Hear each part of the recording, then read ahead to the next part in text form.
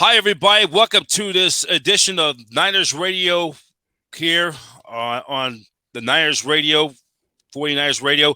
My special guest today is the head man from Niners for 49ers Rush. His name is John Chapman, the 49ers Rush. You can check him out on YouTube /49ers Rush.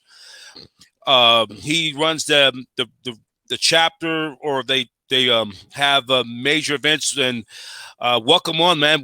The last we talked was 2 weeks ago today, when we were up there in Fremont for that big Northern California meet, when we met former Niners greats Eric Wright, John Taylor, and two of the Miami Dolphins, the Marks brothers, Mark Clayton and Mark Duper, as the for that big over at the Sportsplex in Fremont. And you're just coming back from the Pacific Northwest. Just tell me more about the 49ers Rush. I listened to some of your content. Man, I appreciate it, Brian. Thanks for having us on. Really do enjoy it. And it was awesome making it out, man. And kind of what we're about is just bringing people together. We want to create spaces for the Niners fans to get together, grow the community in a very positive way, and sometimes meet former players. We've had a lot of players come out: Navarro Bowman, Fred Warner, Elijah Mitchell, Frank Gore, John Taylor, and, as you mentioned, and many more. And so we want to create opportunities for fans to get together, love their sport, and get to know newer people. And so if you want to join us with some of those, we go to every away game, 49ersrushroadtrip.com. And if you want to listen to the podcast, 49ers Rush, type it in wherever you watch and or listen. You're going to find us. We'll be on there somewhere. Yeah, I mean, the Niners coming off with that big win Thursday night football up at the Pacific Northwest, winning 21-13, and the game was just not even close. It was not even close. The Niners had just dominated that contest statistically in all phases. They end up racking up 381 total net yards. They, 170 rushing yards. Christian McCaffrey had a big game. They had a big game. It's just the Niners defense just played straight outright nasty.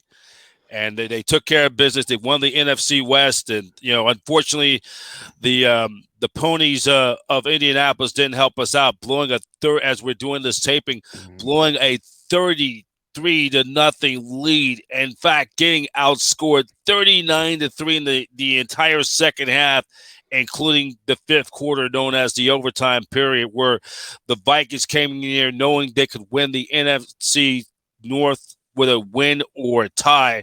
So that just shows you right there, the Niners are going to have to do the dirty work, and the Vikings could lose at least one of their final three games. They do play the Packers in Green Bay in a real man city in Lambeau coming up in their next time out, one of those games. So the Niners are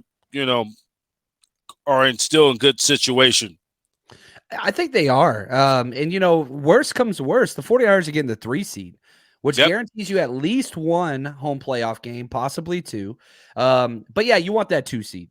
And with the Niners having the longest winning streak in the NFL at 7 games, I don't know. I do think that the Vikings will slip up again. They keep coming back, though. You got to give it to Kirk Cousins and all their comeback wins. The cardiac Vikings. I mean, man, it's like just like that track by Purple Rain by Prince, Let's Go Crazy. They are just, I can't imagine they're just blasting that doing the streets of the greater Minneapolis, St. Paul area right now as we're doing this taping up in the Twin Cities in downtown Minneapolis. It's interesting. But again, if I was to ask you, Brian, who's the better team going into the NFC playoffs? I think everybody hands down would say the 49ers are a superior roster and coach team than the Minnesota Vikings. Now, the opportunity needs to present itself, try to get that number 2 seed.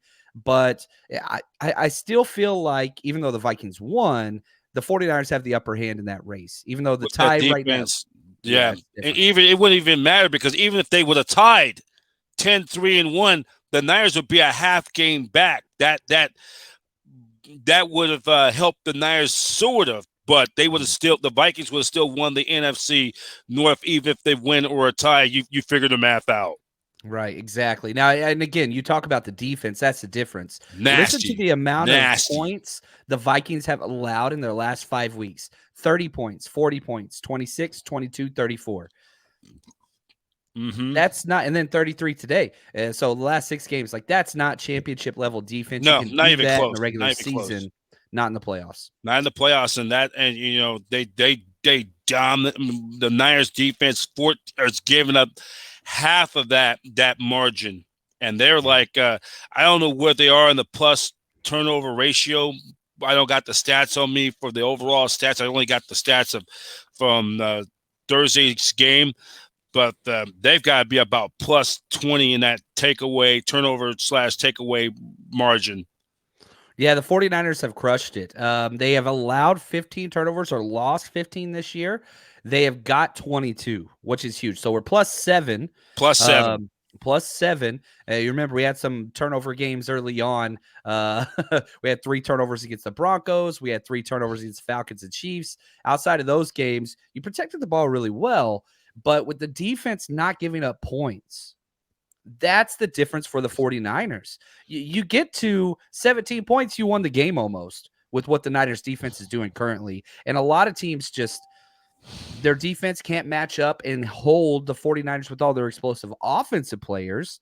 They can't keep them off the scoreboard. And so whenever you get 21 points, and like you said earlier to start the show, it didn't even feel close against the Seahawks because defense is shutting people out. Right. And then, you also look at it also, the way they shut them jokers down. The Niners defense is just swarming after the ball. They almost had a pick six for a touchdown. Nick Bosa but it got wiped out because of a roughing the passer penalty, which that was like, are you kidding me? The Seahawks lineman fell on the quarterback, and that he bumped into Bosa, and they called the pass in the roughing the quarterback. Yeah, the refs continuing, back to the Vikings game. Refs were terrible that game. It seems to kind of be one of the themes of this 49ers season that not only do you have to beat the opposing team, you've got to overcome terrible officiating and a lot of missed calls. Because if that pick six went through, what would the score have been at that point? 28 to, I think, 13 or 6. I mean, yeah, 28-6 at that point. And back to from what we're doing this taping today's game, for the Vikings, the Vikings was just a half yard short of running out the clock. The game of inches. That was, but really the Colts really shot themselves by really, they just relied too much on the running game, and I think Jeff Saturday was too conservative. They had a chance to go for a field goal. If they get a field goal in that for McLaughlin, that puts the game away, and the Vikings had no timeouts left. None. And again, more bad, officiating, whatever. But coaching matters. It really does matter. And Jeff Saturday has kind of proven why he should not have been a head coach, and just totally blowing the leads. And then you got to look at Matt Ryan on the both ends of the largest comebacks in NFL history, whether that's the Super Bowl or whether that's the largest comeback in history with what we just witnessed. So, well, being both of us being longtime Niner fans, we've known that very well on the other side of the coin. 42 years ago, back in December of 1980, when the Niners came from behind down 35-7 against the New Orleans Saints back in 1980, they scored 28 unanswered points in the second half to tie that game. They end up winning it on a Ray Warshing walk-off field goal in the fifth period to win that game. That kind of sort of kickstart the 49ers, that momentum. Though they end up finishing 6-10 in 1980, that got them kickstarted to the right direction where they headed in 1981 on their way to their first Super Bowl, the first of 4 Super Bowls in the 1980s. And then 20 years ago, when the Niners came back against the New York Giants in that wild card round, yours truly was out there. A lot of disgruntled 49er fans was disgusted. One Niner fan who was leaving to his car gave me a ticket He said, "Hey, here you go." I said, "Hey, I'm happy to be here. We'll see what happens. We may not be able to win the game." And just as I came in that second half, Kerry Collins throws a strike to tight end Jeremy Shockey. Oh, I remember. Drops a wide open Jeremy Shockey, drops the ball wide open. And when that happened, the momentum changed right there. Nia scored, touchdown, 2-point conversion. It's 38-22. They score another touchdown. They get another 2-point conversion. So it's and then they got within, got a field goal out of one of those drives, and then Jeff Garcia hit, I believe it was Ty Streets for another touchdown. They end up and then of course the Giants before that final drive had a chance to win that the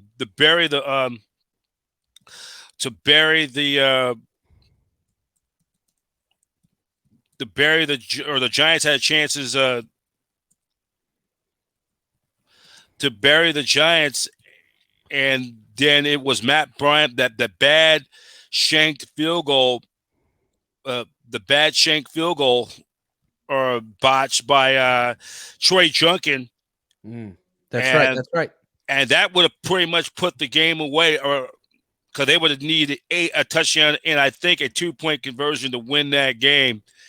And then after that, it's funny, they trailed 38-14 with 4 minutes left to play in the third quarter. And then from there on out, the Niners would score 25 unanswered points. And we were going nuts in the stands after the game. It was just like, with that miracle comeback at Candlestick, and looking at some of the stats of that game, I know you got other obligations. I don't want to try to. No, that's great, man. I wish we could. We'll have some more time. We'll have to do this again sometime because, man, your knowledge of these past games is so refreshing, right? Yeah, a lot of the fan base is kind of newer, and like to be able to sit there and reminisce and go back on some of these games. Oh, it's excited, Brian. It gets me excited about the future. Looking back at the 400, both teams had 446 total net yards of offense, and then Garcia was 27 of 44, 331 yards, 3 touchdown passes, and then T.O. had a touchdown reception in that game as well. That was a comeback for the ages. A comeback for the ages. They just I'm looking at T.O.'s numbers. That was one of the great comebacks of the ages. The comeback, of course, to win that playoff game against the Giants. But let's get back to the present. Looking for what's going to happen down the stretch drive. The Niners got 3 games left. The Commanders, formerly known as the Redskins, coming into the Mecca next Saturday, 1 week from today on Christmas Eve. And then in 2 weeks from tomorrow, they'll ring in the new year after we see the ball drop from Times Square, or the fireworks explodes blast off in Mandalay Bay in Vegas. The Niners and the Raiders playing an an old interconference rivalry renewed, and then the regular season finale against the Arizona Cardinals 3 weeks from tomorrow at the Mecca at Levi Stadium. Yeah, I'm feeling really good about it. You've got 7-game win streak. All of these are winnable games where the Niners will be favored in every game. I think a 2-1 or 3-0, those are kind of probably the most realistic options going. But the Niners are going to head into the playoffs with the most momentum in the NFL, besides almost maybe anybody but the Eagles, and maybe even that of the Eagles. They have a longer winning streak currently. So you've got to love the future, the current future for the 49ers heading into the playoffs. So excited about what's to come. Yeah, and what are your thoughts? Do you think they are capable? I think they're capable of beating. I mean, I hadn't listened to the little sports talk radio. Some of the national people already are crowning the Eagles as to represent the NFC in the Super Bowl, but they have not seen a defense like the 49ers all year. nothing. Yeah, What Eagles are a great team, and don't want to they're a take great anything team. away from them. No, of But course not. this 49ers team can beat anybody when they're playing to their level. But you can say the same for the Eagles. So that my guess is the Vegas point spread would probably be a 2.5 point favorite for the Eagles, but by no means is that a lock. It's going to be a battle, and man, I hope it's something that we get that both teams last to the point to get to the NFC Championship, so we can watch that game. You know, it's funny. One of my followers on Facebook had told me, who's a Philadelphia Eagles fan, had told me he's predicting it, Niners and Eagles in Philadelphia coming up for the NFC Championship. But I could see that possibly happening. Yeah, and I hope we get to see that. Like, the NFL deserves best on best, and that's the Eagles and the 49ers in the NFC. And I personally don't mind seeing the Niners play the Dallas Cowgirls for the playoffs as well, though, too, because this is another thing. You know, as we're doing this taping, the Eagles will play the Cowboys, I think, 1 week from today, and if they were to play in the divisional round, and if the Eagles blow it, if they don't take care against Dallas, and the Niners do take care of business wherever they play in the divisional playoffs, if that happens, then the NFC Championship will go through the Mecca in Santa Clara, and that will be an anti-epic rivalry renewed. Outside of that rivalry, divisional rivalry, because I know a lot of transplant Eagle fans who in that town hates the Dallas Cowboys, and we ourselves know, but the history between the Niners and Cowboys go way back. Yeah, it does. I'm from Dallas myself, so I was at the game last year in Dallas. So that was my favorite point of the entire year last year, was that win over the Cowboys in the playoffs. So that's one I'm hoping for. I would love to meet up with Jerry Jones in the playoffs and put them in the rightful place. Yeah. So you were a Niner fan growing up in Dallas, Texas, right? Yes, sir. Yes, sir. So how that happened? Just, I know you got some other obligations you got to attend to, but tell me how you cross paths with the 49ers and living in Dallas, Texas. I had a stepdad that we argued all the time. We didn't get along. He was a diehard Cowboys fan. So when I turned 10, I asked for a Jerry Rice jersey just to spite him. And that's Love it, man.